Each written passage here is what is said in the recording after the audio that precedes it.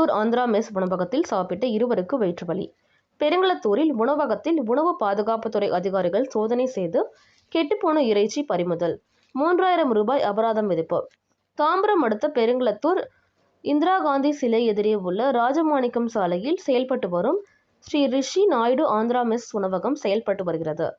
இதில் உணவு உட்கொண்டு நபர் ஒருவர் தனக்கு ரேஷன் அரிசியால் தயாரிக்கப்பட்ட உணவை வழங்கியதாகவும், இதனால் தனக்கு உடல் உபாதைகள் ஏற்பட்டு வயிற்றுப்போக்கு ஏற்பட்ட நிலையில் மருத்துவமனைக்கு சென்று சிகிச்சை பெற்றதாகவும் உணவு பாதுகாப்புத்துறை அதிகாரிகளுக்கு புகார் தெரிவித்துள்ளார்.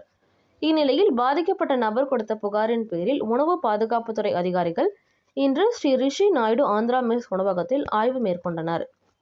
ஒவ்வொரு உணவையும் தீவிரமாக சோதனை செய்த உணவு பாதுகாப்புத்துறை அதிகாரிகள் குளிர்சாதன பெட்டியில் வைக்கப்பட்டிருந்த பழைய சாம்பார் மற்றும் சிக்கன் கிரேவியை கண்டு அதிர்ச்சி அடைந்தனர். மேலும் இந்த உணவகத்தில் தடை செய்யப்பட்ட பிளாஸ்டிக் பொருட்கள் இருப்பதை கண்ட உணவு பாதுகாப்புத்துறை அதிகாரிகள் அதனை பறிமுதல் செய்ததோடு குளிர்சாதன பெட்டியில் வைக்கப்பட்டிருந்த காலாவதியான சாம்பார் மற்றும் சிக்கன் கிரேவிகளை குப்பையில் கொட்டினர்.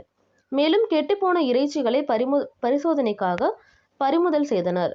தாம்பரத்திற்கு அடுத்தபடியாக மிகப்பெரிய வளர்ச்சியை கண்டு வரும் பெருங்களத்தூர் பகுதியில் பல IT நிறுவனங்கள் செயல்பட்டு வரும் நிலையில் அங்கு பல்வேறு மாநிலங்களில் இருந்தும் மாவட்டங்களில் இருந்தும் தங்கி பணி செய்து வருகின்றனர்.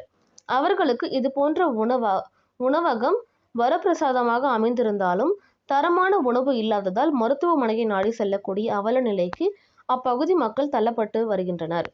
தடை செய்யப்பட்ட பிளாஸ்டிக் பொருட்கள் மற்றும் குளிர்சாதன பெட்டியில் காலாவதியான உணவை வைத்திருந்த ஸ்ரீ ரிஷி நாயுடு ஆந்திரா மெஸ் உணவகத்திற்கு 3000 ரூபாய் அபராதம் விதித்த உணவு பாதுகாப்புத்துறை அதிகாரிகள் இனி இந்த தவறுகள் நடந்தால் கடும் நடவடிக்கை எடுக்கப்படும் என எச்சரித்தனர்.